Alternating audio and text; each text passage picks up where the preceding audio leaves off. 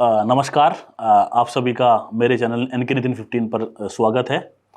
तो आज मैं बात करना चाहूँगा, क्या 10th क्लास का बोर्ड एग्ज़ाम का मार्क्स के बेसिस पे आप डिसाइड कर सकते हैं कि आप कंपटीशन में भी सिमिलर स्कोर कर सकते हैं कि नहीं, सेम मार्क्स कंपटीशन एग्ज़ाम में भी ला सकते हैं कि नहीं। सो मैं इसको थोड़ा अपने से रिलेट कर करूँगा थोड़ा सा। मेरा जो 10th क्लास का मार्क्स था शायद वो 95% था। मैं जो शायद 95.2 था, और मैं लगभग 17-18 साल पुरानी बात कर रहा हूँ, 18-20 साल। तो उस टाइम पे मार्क्स लाना इतना आसान नहीं था जितना अभी है। तो और जब मैं IIT-JEE की तैयारी करने गया तो दोनों में बहुत फ़र्क था।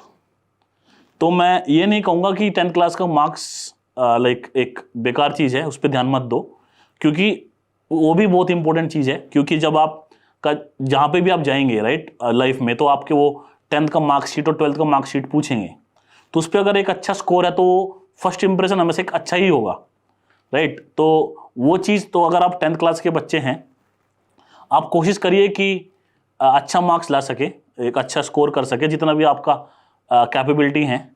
कुछ बच्चे अच्छा मार्क्स नहीं ला सकते, वो ये ना समझे कि हम कंपटीशन की तैयारी नहीं कर सकते।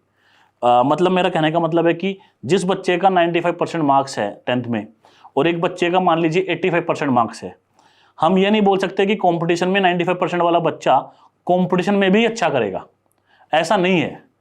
85%, क्योंकि दोनों का तरीका बिल्कुल अलग है। बोर्ड में मोस्टली आप किसी स्टेट बोर्ड को ले लीजिए या CBSE ICSE बोर्ड को ले लीजिए, मैं ICSE बोर्ड से था, किसी को भी ले लीजिए आप, उसमें जो मोस्टली पेपर होते हैं बोर्ड पे वो सब्जेक्टिव होते हैं। तो उसमें आपको चीज़ों को लिखना होता है, उसमें एक मार्क होते हैं, बेसिकली स्टेप मार्किंग भी होती है, और चीज़ें जो आपको ऑलरेडी आपने प्रैक्टिस करी हुई हैं वो सेम तरह की क्वेश्चन ही पूछे जाते हैं। जबकि अगर आप किसी को मान लीजिए JEE एडवांस, JEE मेंस, इन एग्जाम की अगर आप बात, नीट, इसमें कोई रिपीटेड क्वेश्चंस बहुत कम होते हैं। तो दोनों में सोच अलग है। और इसमें JEE मेंस, एडवांस, नीट में ना सब्जेक्टिव क्वेश्चंस नहीं होते, ऑब्जेक्टिव होते हैं, या तो फुल मार्क्स या फिर 0 या नेगेटिव मार्क्स। तो दोनों का तरीका बिल्कुल अलग है। आपको थोड़ा समझना, रटना पड़ेगा बोर्ड में अच्छा स्कोर लाने के लिए।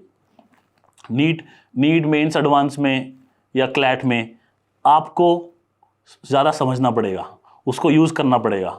आपको कुछ रटने की इतनी ज़रूरत नहीं होगी शायद हर जगह कंपेयर टू स्कूल। और जो एक सिलेबस जो होता है स्कूल का सिलेबस, क्योंकि स्कूल जो सरकार जो सिलेबस एक निर्धारित करती है वो बहुत ज़्यादा नहीं कर सकती, क्योंकि सब बच्चे IIT में नहीं जाना चाहते, सब बच्चों का गोल वो नहीं है।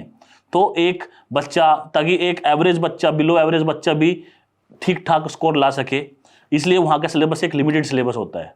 लेकिन जैसे आप एक कॉम्पिटिशन में घुसेंगे, किसी भी कॉम्पिटिशन में, मैं सिर्फ किसी भी फील्ड के, किसी भी स्ट्रीम के, उसमें वो आपकी पर्टिकुलर स्पेशलिटी चेक करेंगे, राइट।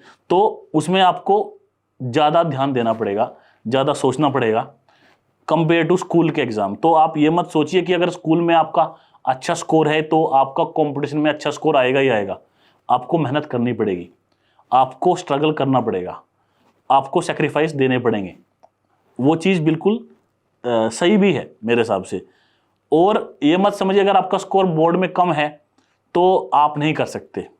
अगर आप रेडी हैं और आपकी एक बेसिक एबिलिटी है, मान लीजिए कि मेरी ये स्ट्रेंथ है, मैं ये चीज़ अच्छे से कर सकता हूँ, और अगर उस फील्ड में आप कंपटीशन की तैयारी करें, मान लीजिए आप, जैसे कि अगर आप याद अच्छा रख सकते हैं तो आप बायोलॉजी में आप नीट का ले लीजिए। अगर आप सोच अच्छा सकते हैं, आपको क्वेश्चन करने की आपकी आदत अच्छी है, और आपका कैलकुलेटिव स्किल्स अच्छी हैं, तो आप MPC में, JEE में, JEE एडवांस को ले लीजिए। या फिर अगर आपका इंटरेस्ट उधर क्लैट में है, लो में है, तो आप क्लैट के एग्जाम को ले लीजिए।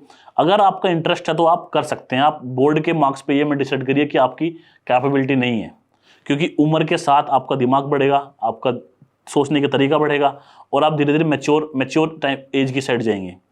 तो दोनों चीज़ें ही आई थिंक नहीं होती, क्योंकि मैं जनरल बच्चों की बात कर रहा हूँ, क्योंकि एक्सेप्शन हर जगह होते हैं। आपको किसी बच्चे के 99% है 10th में, उसका IIT नहीं हुआ, वो भी एग्जाम्पल मिल जाएगा। किसी बच्चे का जस्ट पास है 10th, उसका IITJ में हो गया, उसका एग्जाम्पल भी आपको मिल जाएगा। लेकिन मैं इन एक्सट्रीम चीज़ों की बात नहीं कर रहा हूँ, मैं एक जनरल परसेप्शन की बात कर रहा हूँ एज ए टीचर, जो मुझे लगता है जनरली बच्चों पे एप्लीकेबल होता है। तो उसके हिसाब से मुझे लगता है कि बोर्ड के मार्क्स पे आप ये डिसाइड मत करिए कि मेरी कैपेबिलिटी इतनी अच्छी है इतनी बुरी है। आप उसको, आपका टारगेट उसको इम्प्रूव करने का होना चाहिए, और अगर आप ईमानदारी से कर रहे हैं तो आप टारगेट, कुछ भी टारगेट अचीव कर सकते हैं। ज़्यादा मत सोचिए कि इतने बच्चे लिखते हैं मेरा कैसे होगा, उस डिटेल में मत जाइए प्लीज़। आप खुद को देखिए कि आप खुद करने वाले हैं कि नहीं, आप कर सकते हैं कि नहीं। अगर आप ये सोच लें, बिकॉज मुझे लगता है दुनिया सबसे बड़ा जो एक हथियार होता है बच्चों का, किसी भी इंसान का, वो होता है दिमाग। आपका दिमाग जैसे कैसे काम करता है, आप क्या सोच के कर रहे हैं, ठीक है। अगर आप उसको दिमाग में रखेंगे तो मुझे लगता है आप लंबे टाइम में, अगर, क्योंकि मैं बहुत से दोस्तों को जानता हूं जो लोग मेरे साथ कोचिंग करने गए थे IIT की, उनका सिलेक्शन नहीं हुआ, लेकिन वो अभी भी फेलियर नहीं है, वो अपनी ज़िंदगी में ठीक ठाक कर रहे हैं। तो अगर आप मेहनत कर रहे हैं, आपकी मेहनत कभी भी वेस्ट नहीं जाएगी। अगर आप ईमानदारी से कर रहे हैं, कुछ सीख रहे हैं, उस मेहनत का वेस्ट होना ऑलमोस्ट इम्पॉसिबल है।